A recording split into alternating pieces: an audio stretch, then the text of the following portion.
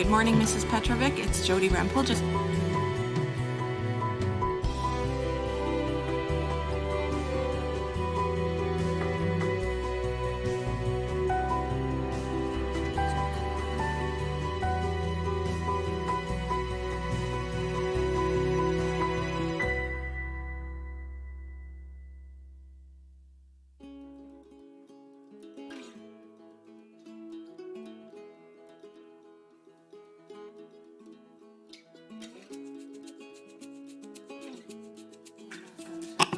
Angela, can you hear us okay?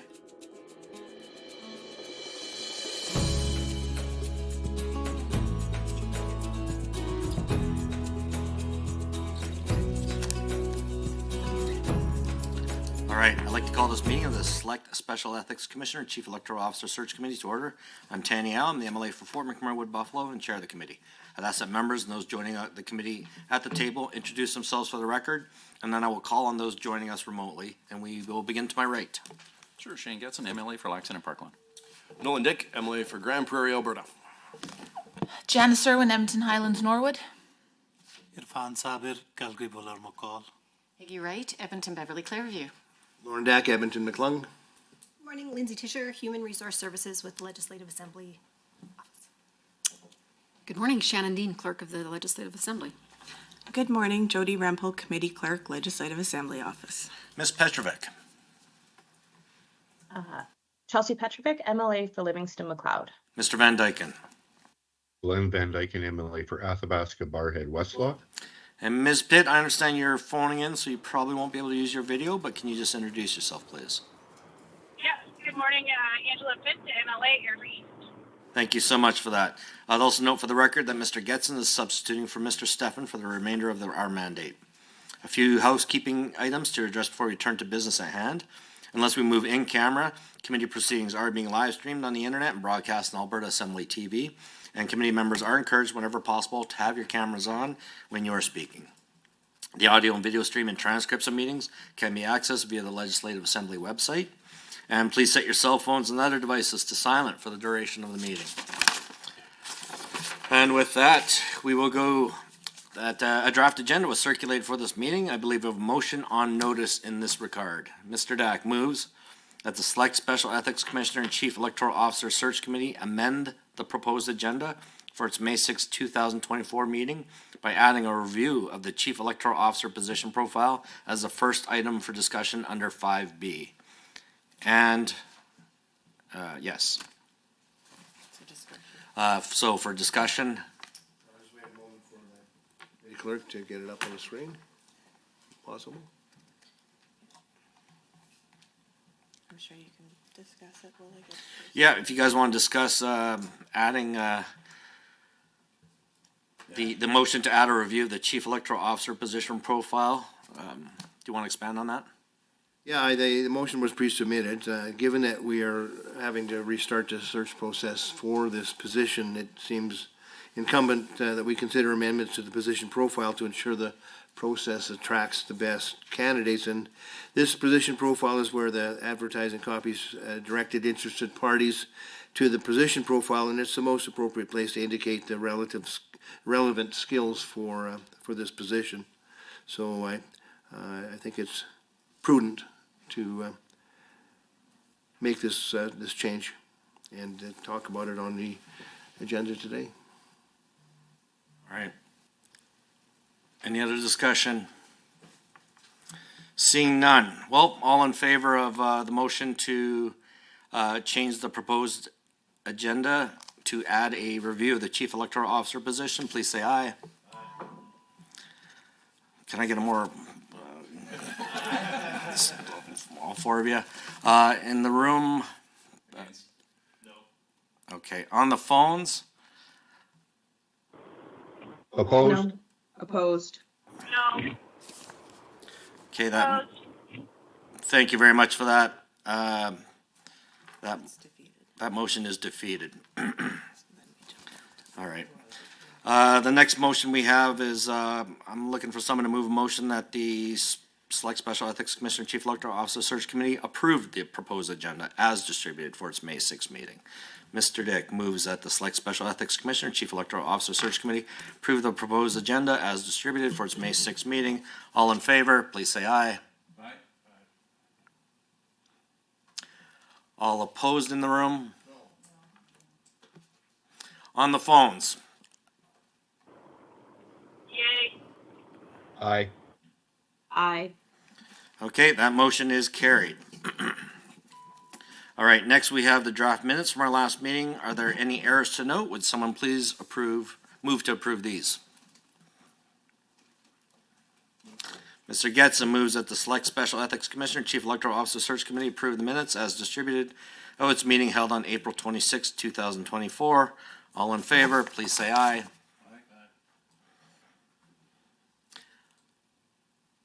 All opposed in the room? On the phones, all in favor of approving? Aye. Yeah. Yes. All right, that motion is carried. Thank you so much. Next on the agenda, we're going to be discussing the recruitment of the Ethics Commissioner. To respect the privacy of the applicants, it would be appropriate to move in camera for this portion of the meeting. Can I have a motion to that effect, please? Mr. Getson moves that the Select Special Ethics Commissioner, Chief Electoral Officer Search Committee, including the appropriate representatives from the Legislative Assembly Office, move in camera. All in favor of, please say aye. Aye. On the phones? Aye. Aye. Aye. All right, that motion is carried.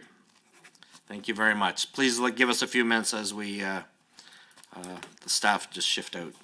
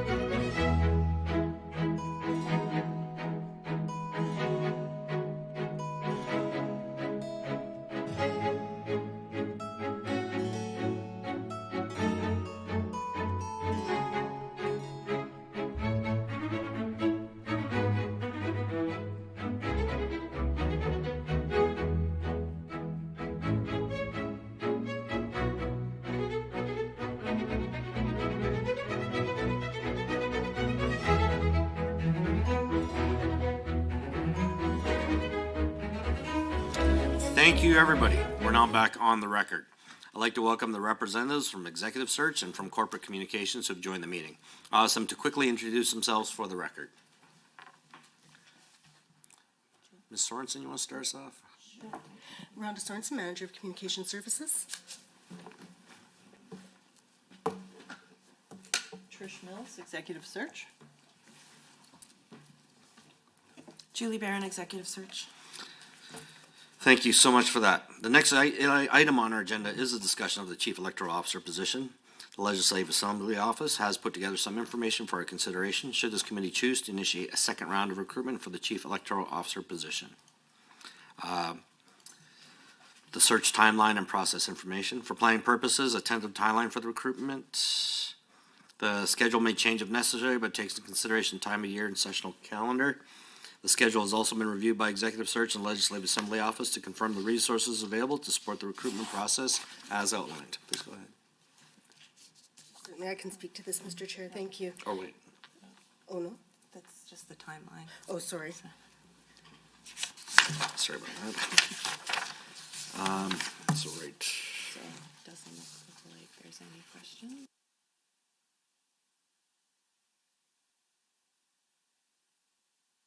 A draft communications plan and advertisement copy has also been distributed for our consideration. Before I open the floor for discussion, I'd like to ask Ms. Sorensen to provide us with an overview of this information. Ms. Sorensen. Thank you, Mr. Chair. Now I can speak to this. Yes, I think you've had the document in front of you. We have had some confirmation on some of the quotes that came in late last week.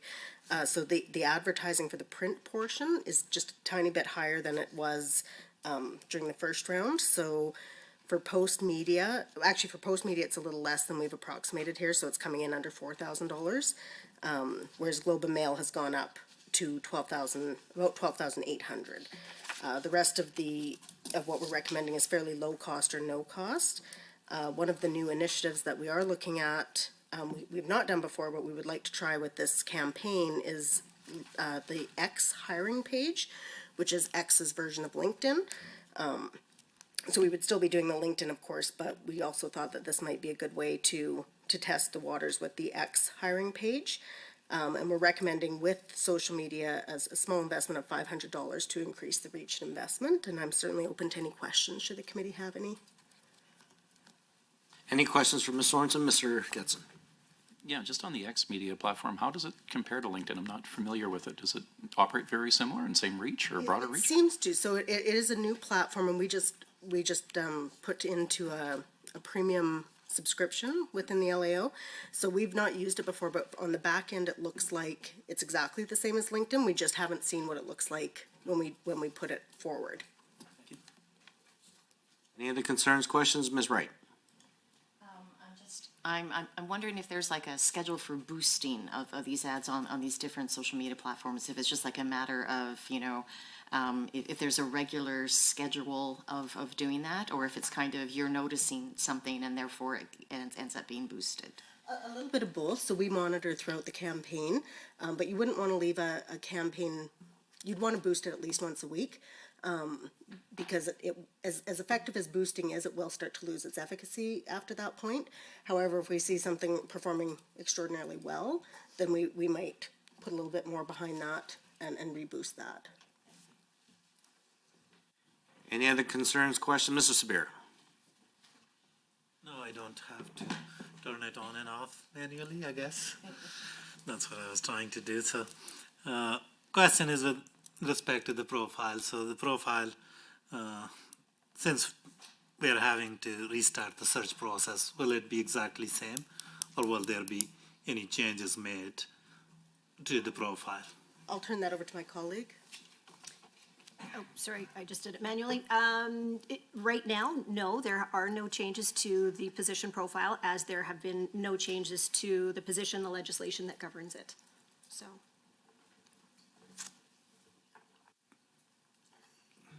Now there is a motion coming. Probably, yeah, but we're really discussing. So. Gotcha. On the phones, any concerns, questions currently on the communications process? No, thank you, Chair. Thank you so much for that. Go ahead, Mr. Dack.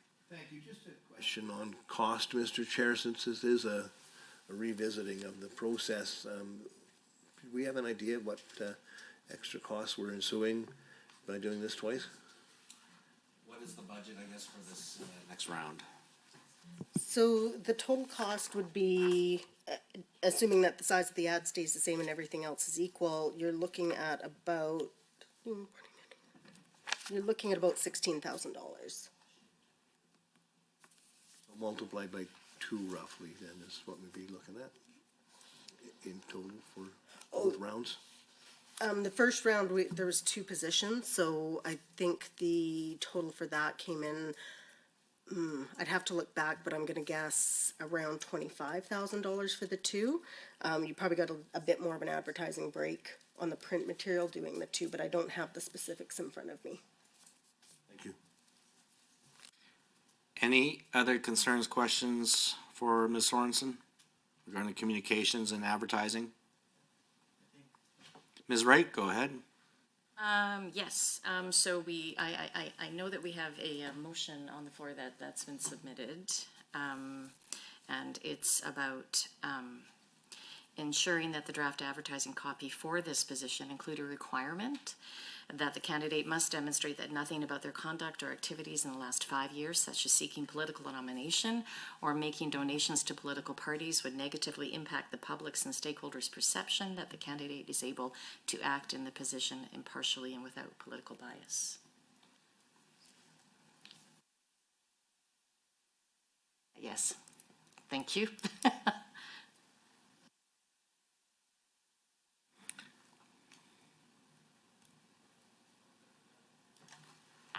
Would that be now or?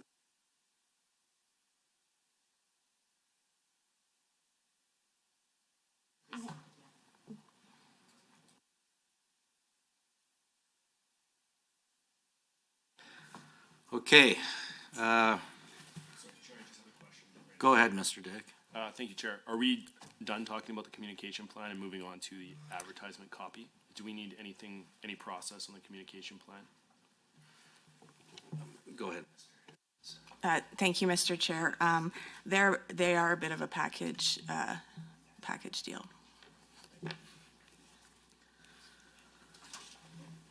Okay, so we see the motion before us is that the Select Special Ethics Commissioner and Chief Electoral Officer Search Committee amend the draft advertising copy for the Chief Electoral Officer position to include a requirement that a candidate must demonstrate that nothing about their conduct or activities in the last 5 years, such as seeking political nomination or making donations to political parties, would negatively impact the public and stakeholders' perception that the candidate is able to act in a position impartially and without political bias.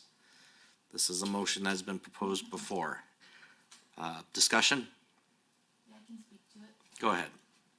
Thank you, Mr. Chair. Yeah, I mean, again, this is a role of the Chief Electoral Officer, and I can't quite imagine a world in which, all parties wouldn't agree to the fact that this position should be one where the candidate comes with impartiality and without political bias. So, and I think, we have an obligation as members of this committee and as members of the Legislative Assembly to very much exemplify that this process is one that is free from political interference. So I'm hoping that all members of this committee will support Ms. Wright's motion. Any other comments? Mr. Dick, go ahead. Thank you very much, Chair. I believe the job description already states that this is a nonpartisan, independent office of the legislature. I think that that's important here. So we already have it in the job description that this individual, whoever we hire for the Chief Electoral Officer, is required to be impartial in their decisions.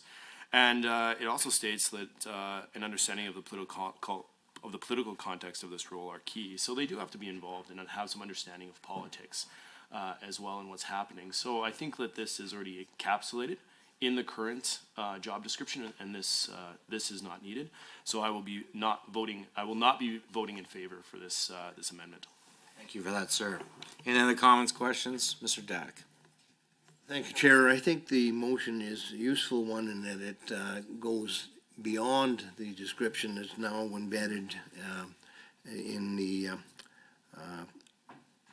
position profile stating simply that it is a nonpartisan position. This goes to an even deeper and more precise level so that individuals who are considering applying for this might be advised to really think hard about whether or not their political involvement would be under such scrutiny as to make them ineligible. So I think it's important that individuals who are considering applying for these positions really understand that partisan involvement will be a detriment to their application.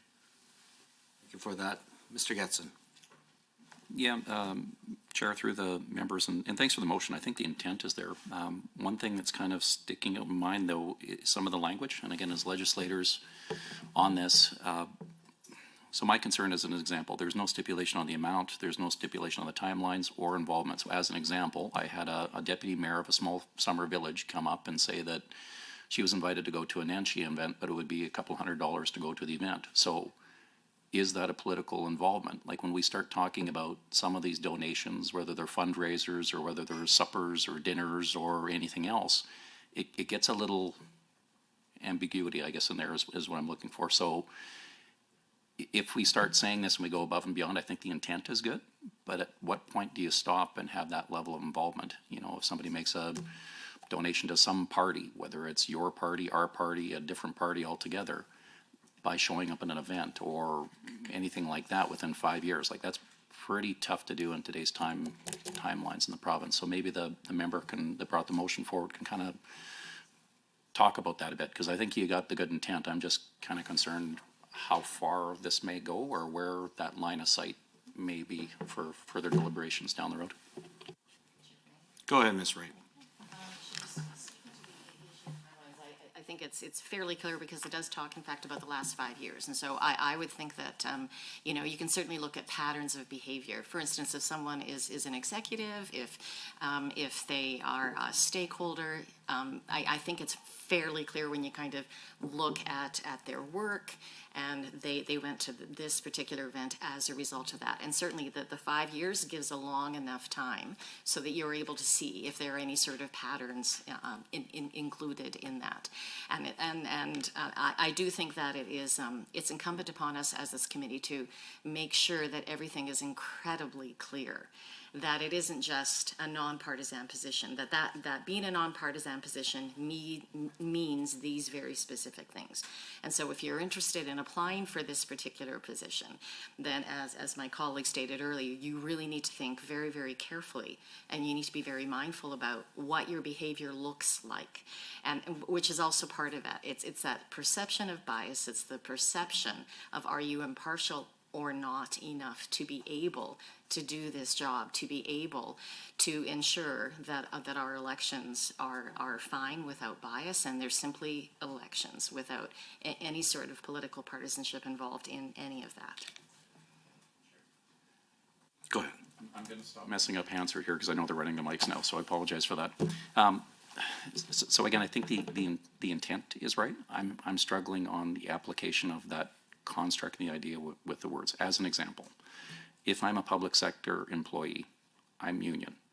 Part of my contributions may or may not be knowingly going to one particular party or another.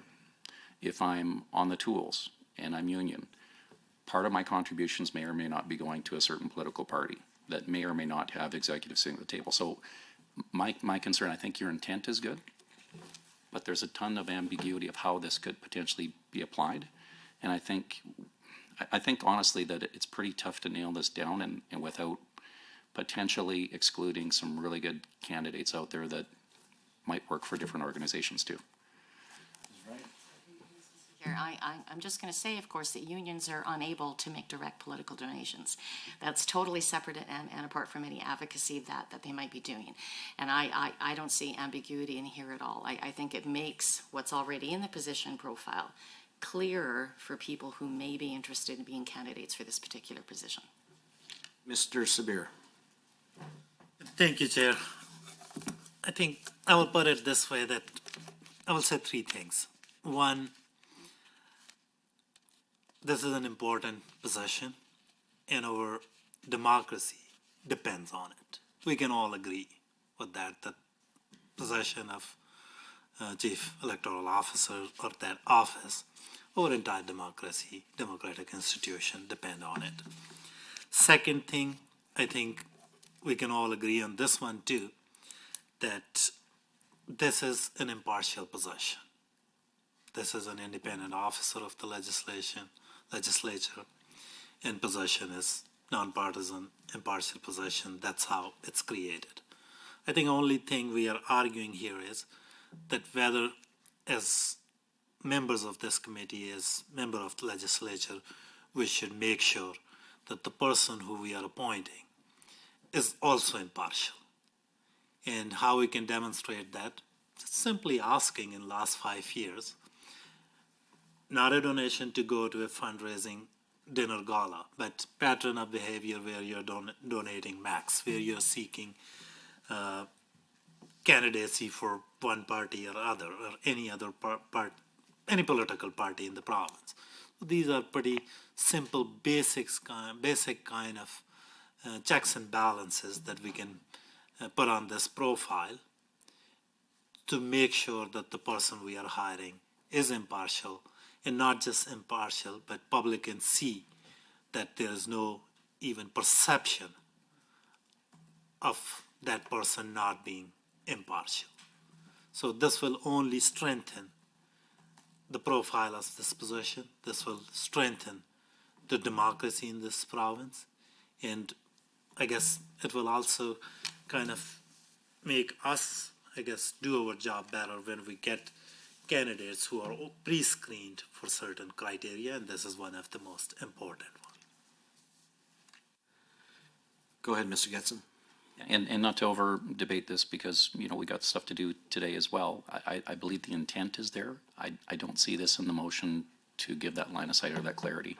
So I think the intent's good. I think I would violently agree with my colleague across the aisle that we want this to be as impartial as possible. Absolutely. And when you're establishing patterns of behavior, that's where I think we have those in-camera discussions, and when we're doing the evaluation, we can have a fulsome discussion there for sure. The job description already says, as my colleague to my right has already pointed out, it's already in the job description. And then if I look at patterns of behavior, where do you stop? Federal, provincial, municipal? Like, it gets on a slippery slope here. So that's the issue I have. I think the intent is pure. MLA right, I really do.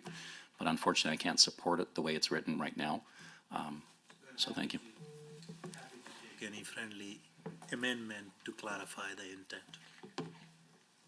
Any other concerns or questions before we take this to a vote? And just a reminder everyone that we do have one more notice on, one more motion on notice as well after this.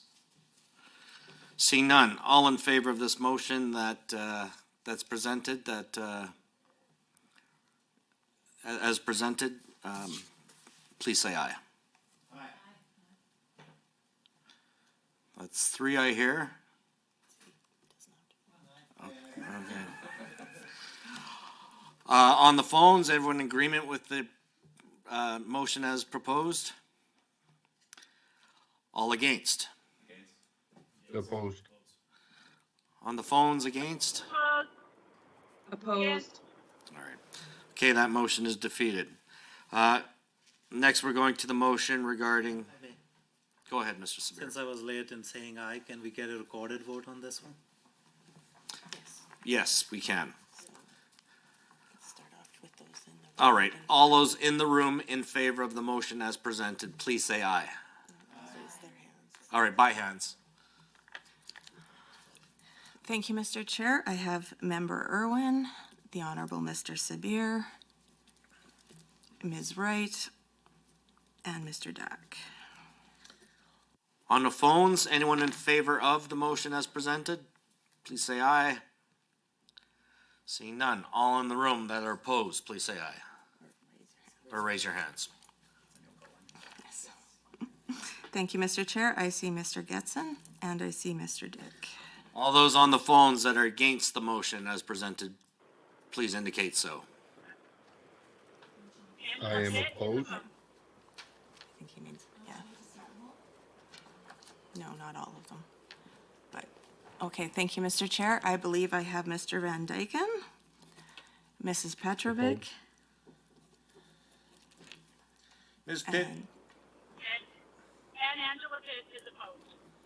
Thank you, Mr. Chair, and I have Mrs. Pitt as opposed, so there are 5 opposed and 4 in favor. Thank you so much. That motion is defeated. Next, we're moving to the next motion on notice. If we can put that up on the screen. Okay, so Mr. Getson is moving that Select Special Ethics Commissioner and Chief Electoral Officer Search Committee amend the draft advertising copy for the Chief Electoral Officer position to indicate that candidates may be asked to complete psychometric testing as part of the recruitment process.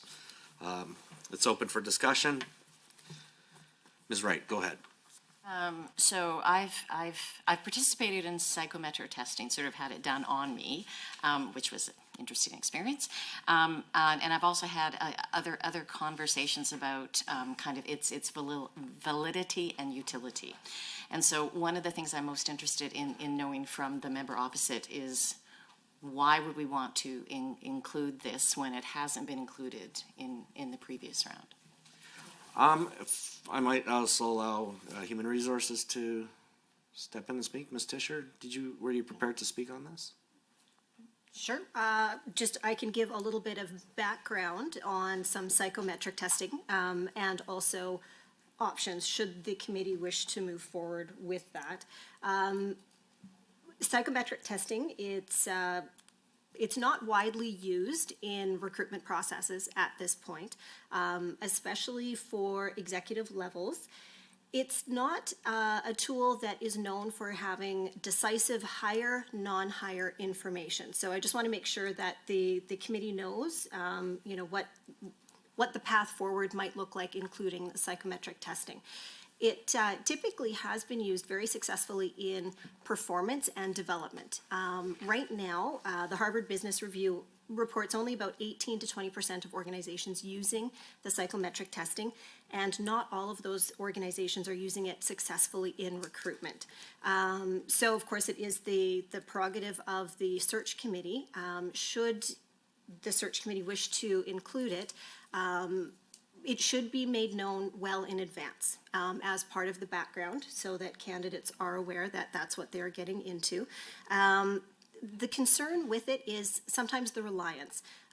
Individuals can engage in impression management, knowing what they want as an outcome from the psychometric test themselves, because they think they have an idea of what would fit the profile best. So, that's something for the committee to take into consideration in employing the psychometric test as part of the recruitment process. Best advice in using the psychometric testing for competitions is to include it only in the final stages. So just as an additional level of insight in top candidates, so not to have all of the candidates undergo the psychometric testing. Certainly if it is the will of the committee, Executive Search and LAO have identified an organization that can provide, but it does need certified individuals to read and interpret the test results. So that would be something that the search committee would likely need to include in the overall, the search competition timeline, the process, and also the expense, because we would need to include a certified body to interpret the results. Please go ahead. So thanks for that, Ms. Disher. You said it way more succinctly than I would have. But that's literally where it comes down to. So the reason I was bringing the motion forward, it may not have been a tool in the toolkit before, but it's one of those that could be at the committee's at our disposal if required. When it comes down to the high caliber of candidates that we will be presented with, there might be one of those items that could just be used to give us a little bit more of an insight. And similar to yourself, MLA, right, I've had some personality profiles and things done in the past. Also to the HR individual's point, so Ms. Tischer on that, it really does help the advancement and training. One of the things that I think should be considered by the committee is whomever the committee selects and puts in this position, we're basically hands off until the next time that their position comes up. So on behalf of Albertans and the taxpayers and everybody else, making sure that we have done everything at our disposal to ensure that that individual is going to follow those very clear outlines in their job description to the fullest extent. You had brought up earlier some of the other items on the politics, obviously, but this just gives a better rounded evaluation of that individual at that caliber. Once they're out on their own, they're on their own for sure. And we want to make sure that we have everything afforded to us that can help us select that best individual. So that's where I'm coming from on that side of it. It may or may not be used, but it might be just the thing or the insight that we need for further deliberations once you get down to those final candidates. Mr. Dack. Thank you, Mr. Chair. We've heard some, I think, serious limitations of the psychometric testing proposal that we're being asked to consider here by Member Getson.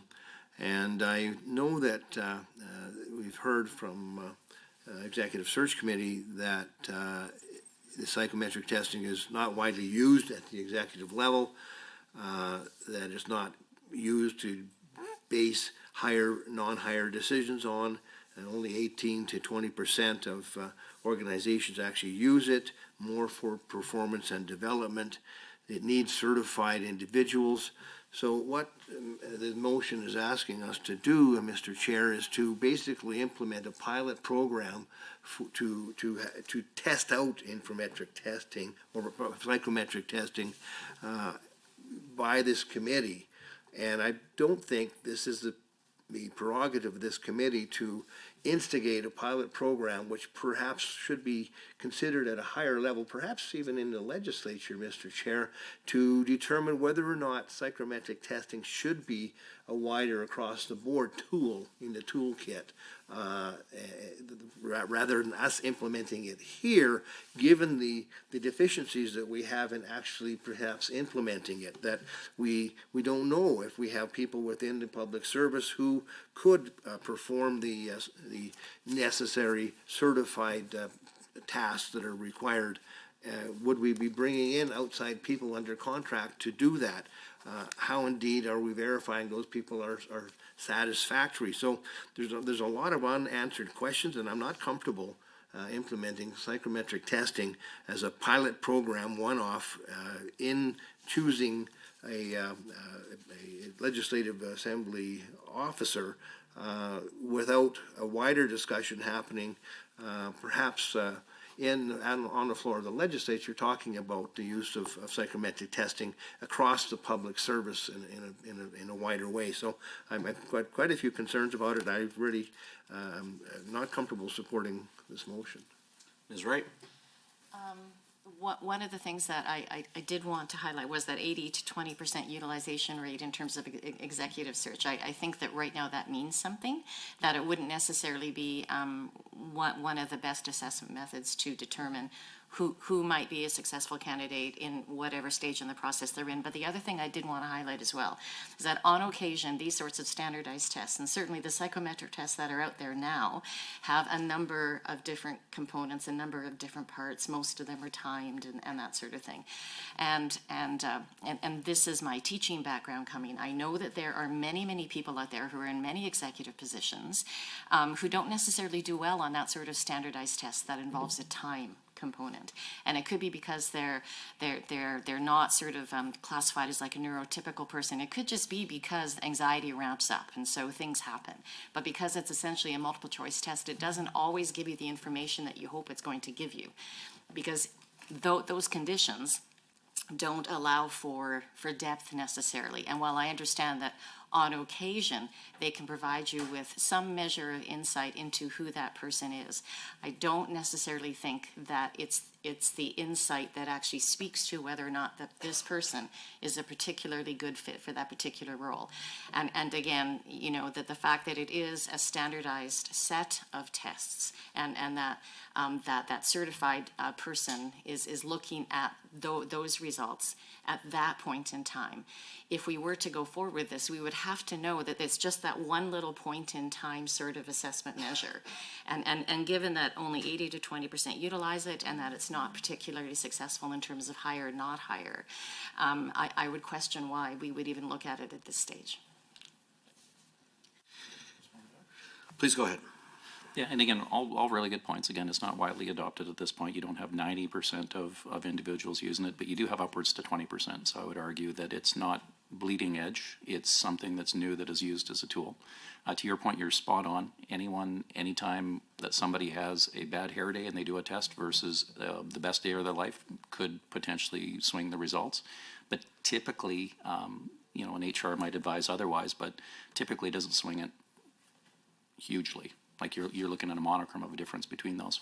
But what it does do is it gives you a little bit of an insight into the person's personality and some of their traits that you may or may not be able to get out of an interview process without having a little bit more of a metric to it. So that was the intent, was to make sure if committee chose to do it, and if we had a tough decision to make, which hopefully we do, because we'll have some really good candidates, that this might be something we could employ just to maybe get a little bit more consensus further on down the road as a tool at our disposal. Mr. Dick? Excellent. Well, thank you, Chair. I'm in favor of this. I've done a couple of these in the past myself. I do believe that they've helped, for me personally, my experience in hiring, particularly just in just seeing whether or not somebody could potentially have really good sound judgment, demonstrates fairness, patience, the ability to work with people. Some of these traits do come out on some of these tests, and I for that. And most of these people, I believe, are going to have those traits that we are going to be interviewing. But I do believe that any extra help that we can prove or have a little bit of push towards is helpful. So I'm in favor of this. I would like just to, Chair, if you're willing, I would like just to vote on this here. Let's get on with the work. Thank you very much, Mr. Dick. Mr. Sabir, did you have your hand up? Yeah, I just want to, I guess, share a couple of comments about standardized testing. From my personal experience, like I took that law school admission test, LSAT, standardized test, and my experience with that is, I will talk to psychometric testing specifically, but my experience with that was that it was culturally biased and would favor people of certain culture. For instance, there is one paragraph there, one section there where they're testing your reading comprehension. And paragraph will be that Miles Davis was a jazz singer, he did this, he did that, now you can infer this, this, and this. Same question if I am asked about Nusrat Fateh Ali Khan, that he was a singer from Pakistan and he did this and this, and what can be inferred from that?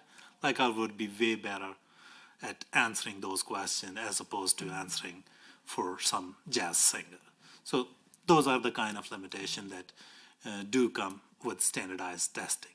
But from my social work background, I do know a little bit about psychometric testing, behavioral model of interviewing that we use during those interviews. But what this kind of standardized tests, or including psychometric test, does, that they are skewed to look for the collective normal. And they overlook and doesn't necessarily accommodate or account for women, racialized people, person of color communities. So in a society like ours, which is very diverse, I think that kind of testing will further perpetuate systemic bias, systemic racism, and those kind of things, like more exclusionary kind of measures, that this will be seen as a more exclusionary kind of measure that is looking for just a collective normal. So that's my concern about this testing. It's also one of the limitations of this test, so I want to put that on record. Please go ahead. So those are some great conversation pieces, folks. Again, if there's some concern on that, I'm sure we can bring it up for when the test questions are being asked. If you ask me about Miles Davis or somebody else, I don't know anyway, I'm not a musician. But if you ask me about a technical manual on building pipelines or aircraft, I could probably answer pretty quick. So I do know there's limitations depending on those, but typically the question suite eliminates a lot of that because it typically has a background and a plethora of questions to go from to establish that, and even the patterns in the responses of the similar or same question typically flesh that out too. But they're all really good points. And again, the intent was to give this committee another tool in our toolkit, if we choose to use it, that might be able to help us get over the line. So that's the intent. Go ahead. I think from even your response that we can tweak questions. Seriously, I do not know that if we have that kind of expertise to kind of tweak a standardized test, and as Executive Search said, that they will be outsourcing it, even they don't have in-house capacity to kind of administer that or analyze that. You need a certified psychologist, I believe, to analyze those tests. So it's something we are doing that's beyond our comprehension and understanding. An olive branch of giving you some type of out for your argument, but if your argument has doesn't hold water, then I'm okay with that too. We'll let the psychologist take care of the testing. I could get maybe human resources to clarify. The wording is that candidates may be asked to complete psychometric testing as part of the recruitment. Will this be applied to all candidates or just the finals, or how does this work? Do you want me to jump it? Excuse me, the wording as is may be asked. So again, if you, as the committee, are looking at, excuse me, introducing the psychometric testing, it should, best practice that is established thus far with psychometric testing in recruitment is that it would only be applied to top candidates, and perhaps the committee won't need this if there are some top-ranked candidates that are very clear. I'm not sure. That's the best that I can offer. Thank you for that. Thank you very much for that. Is there any final comment, questions before we move to a final vote on this? Yeah, like just for edification. So the intent again was to give a toolkit. It would be the will of the committee if we were to use this for the final selected candidates to help us in the evaluation process. It's just a tool in the toolbox. So the committee, again, the will of the committee would still have the chance to deliberate if it was to be used later on for potential successful candidates. Any final comments, questions? If not, I'm prepared to take this to a vote. So with that question, the motion before us is that the advertising copy indicate that candidates might be asked to complete psychometric testing as part of the recruitment process. All in favor of such motion, please say aye. Aye. In the room. On the phones, everyone in agreement with the motion, please say aye. Aye. Aye. Aye. In the room, all opposed? And that motion is carried. So it's moved by, So we do need a motion. do need a motion there for someone wants to, Mr. Dick moves that the Select Special Ethics Commissioner and Chief Electoral Officer Search Committee amend the draft advertising copy. No, we're just on to approving the community. Sorry about that. I can put that down. So the motion is passed.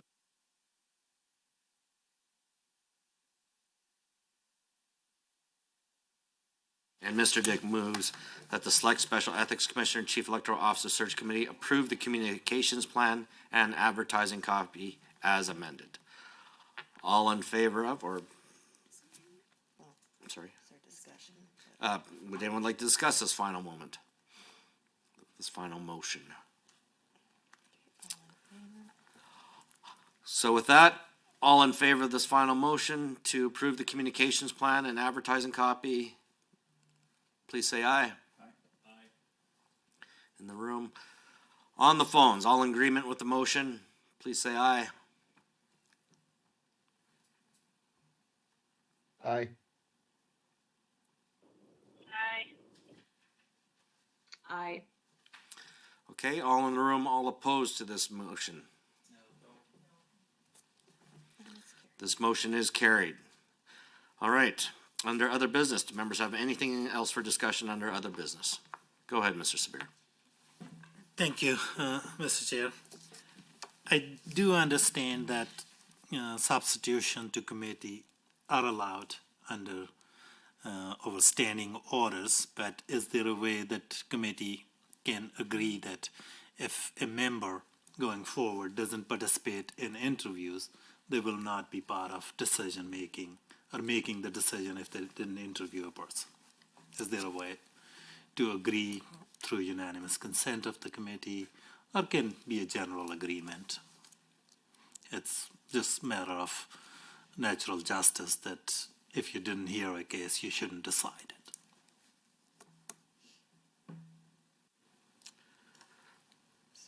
Do you want me to, I can say what they've already. I'll just get Ms. Rumpel just to reiterate what we've previously agreed to. Thank you, Mr. Chair. Just on this topic, I am referring to the minutes from our very first meeting at which this committee agreed really to 2 points as far as substitution and attendance are concerned. The importance of consistency throughout the selection process was noted, and outside of exceptional circumstances, committee members agreed not to appoint substitutes for participation in portions of the selection process. And then they also agreed that outside of exceptional circumstances, only those present for all candidate interviews would participate in the final selection process. I believe that reflects what the Honourable Mr. Sabir might be discussing. Certainly reflect, but we didn't follow it last time around because MLA Gatson was substitute after interviews were completed, and he was still able to participate in decision making after the interviews. I mean, they can reiterate the agreement, everyone. I suppose we can reiterate the agreement, as stated previously, that once members are on, they stay on for the duration. I mean, is anyone opposed to that thought? No, we're not opposed to that. We're just hoping that it will be followed. I'm sure go ahead, Mr. Dick. Part of the agreement as well, the second part of that does say in any extreme circumstances there can be a substitute. So we had a member with some challenges, and so he decided to step off, and so we found a substitute. So not only are we playing within the rules, it's we're playing in the rules, and so I think it's fair that we had brought in a substitute for someone, and I believe that's within the agreement. So I think it's fine for this to continue moving forward with this agreement. I think it's important that we do with that expectation. But there is always a question on if something does happen. We do need somebody to be able to substitute. I think it's a fair agreement currently, and I think we should continue utilizing that agreement as well. Yeah, we don't need to relitigate the whole thing, but it was incredibly frustrating how that process went down after having agreed, and then being made to feel bad that it was personal circumstances, and that very afternoon that same member was ranting in the legislature. So I really want to reiterate that we made an agreement, and it was both in writing and orally, and it was just incredibly frustrating. The other thing I want to point out as well is for timings of meetings, I've noticed that we've just been told when meetings are. Will there be any conversation around that as well, just so we can avoid having to have substitutions? I think I can comment that the reason why I didn't do the usual straw polls that we usually do to select dates is because we're under a bit of a time crunch to get things done before the end of the legislature here, and things have to go through a process through the legislature in order to happen. My apologies to you folks for not giving you that courtesy, but I had to make some very fast decisions. We had to get that information out and give you as much of a heads up as possible as to when we could meet. So the timelines that we're dictating now, with the end result of May 8th, which is our next meeting, the hope is that day that we can announce publicly the new ethics commissioner. So, but moving forward, we'll certainly try to keep everyone in the loop and allow as many options as possible when setting future meetings. Yeah, so. Go ahead, Mr. Dack. I'd just like to put on the record that with respect to the substitution policy that this committee has been operating under, the wording outside exceptional circumstances is something that was relied upon for the substitution of Mr. Stefan for Mr. Getson for Mr. Stefan, yet we never heard any details whatsoever of the exceptional circumstances that required that substitution. And I think this committee deserved more of an explanation. Certainly some things may be personal, but this is a serious matter when a substitution on this committee is making a decision to hire legislative assembly officers. And I was not pleased that we didn't get more explanation of that.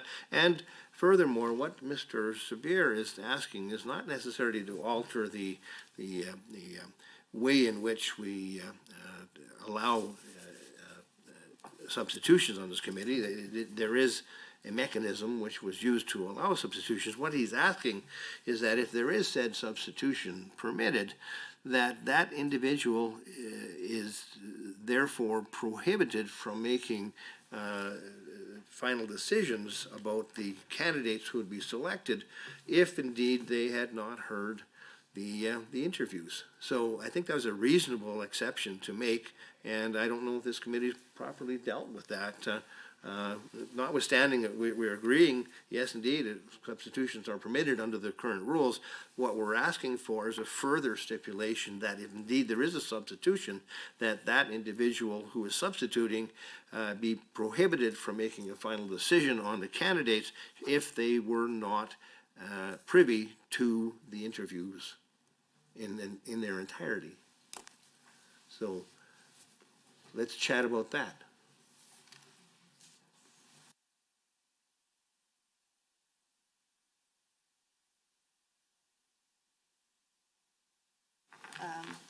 Thank you, Mr. Chair. I'm just looking at the minutes from our first meeting here.